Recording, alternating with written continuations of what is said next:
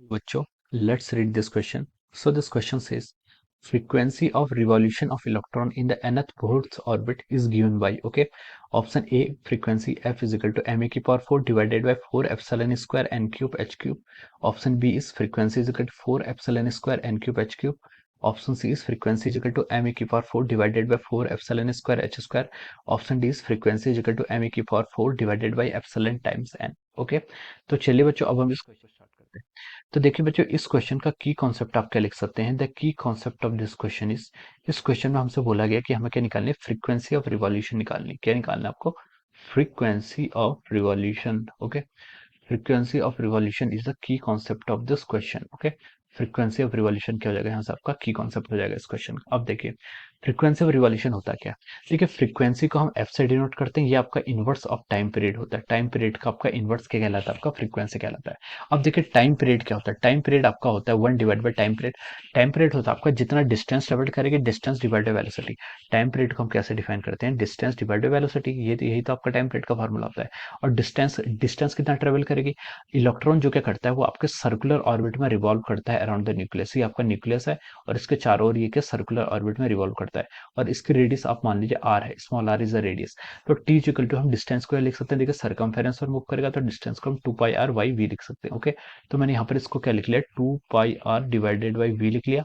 और यहाँ से आपकी फ्रीक्वेंसी कितनी आ गई? V divided by 2 πr। This is our frequency. आपकी आ गई फ्रीक्वेंसी की वैल्यू आ गई। ओके, अब देखिए हमें जो क्वेश्चन में ऑप्शंस में फ्रीक्वेंसी दी है, वो सिर्फ आपको कांस्टेंट की टर्म में दी है। यहाँ पर वी और आर का एक्सप्रेशन नहीं है। ओके, तो देखिए हम इस एक्सप्रेशन को यहाँ पर हटाते हैं।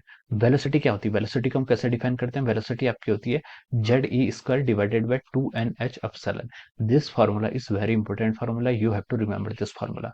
और आर को रिप्लेस करना है। आर को हम रिप्लेस कैसे करते हैं? आर एन को हम लिखते हैं R N is equal to N square H square N square H square epsilon का square divided by pi M Z square. This is our R. ये क्या आपकी रेडियस होती है। रेडियस की वैल्यू कितनी आएगी आपकी? N square H square epsilon, epsilon ही होता है सिर्फ, divided by pi M Z square. Okay, this will be the value of our radius. ये आपके रेडियस की वैल्यू हो जाती है। ओके, अब देखिए ये आपके रेडियस की वैल्यू है nth ऑर्बिट में, और ये आपकी वेलोसिटी है nth ऑर्बिट में। तो हमने यहाँ पर n सब्सक्रिप्ट में यहाँ पर यूज किया है। ओके, हमसे क्वेश्चन में भी nth ऑर्बिट में बोला है। लेकिन यहाँ पर देखिए जेड जेड यहाँ पे हाइड्रोजन लाइक एटम की बात करी तो हम लिखिए वेलोसिटी को हम डायरेक्ट से जेड की वैल्यू 1 पुट कर सकते हैं। ये हो जाएगा आपका E square divided by 2 NH epsilon. Okay, ये आपकी देखिए यहाँ से वेलोसिटी होगी।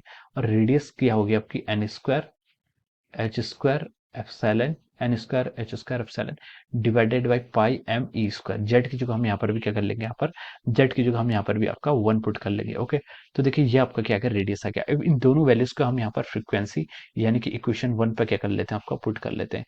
तो देखिए इन दोनों को अगर हम यहाँ पुट करें तो फ्रीक्वेंसी आ जाएगी आपकी v कितना है आपका? देखिए v, ये दोनों वैल्यूज वेलोसिटी और रेडियस की आपको याद होनी चाहिए। ये बहुत ही इंपॉर्टेंट वैल्यूज हैं। E square divided by 2 NH epsilon. Okay, ये आपका ए की वैल्यू होगी इंटू अब 2 πr, 2 pi into are. Are क्या आपका? रेडियस। रेडियस को कैसे डिफाइन करते हैं? रेडियस को हम डिफाइन करते हैं n square H square epsilon divided by pi m square. और हम उसको ऊपर लेके आएंगे तो ये आपका पाई एम स्क्वायर से ऐसे मल्टीप्लाई हो जाएगा। ओके, तो देखिए ये आपकी इतनी टर्म आ गई है। This is the value of our frequency. ये हमारी फ्रीक्वेंसी की वैल्यू आ गई है। ओके, अब देखिए पाई से आप ये पाई को कैंसिल कर लीजिए।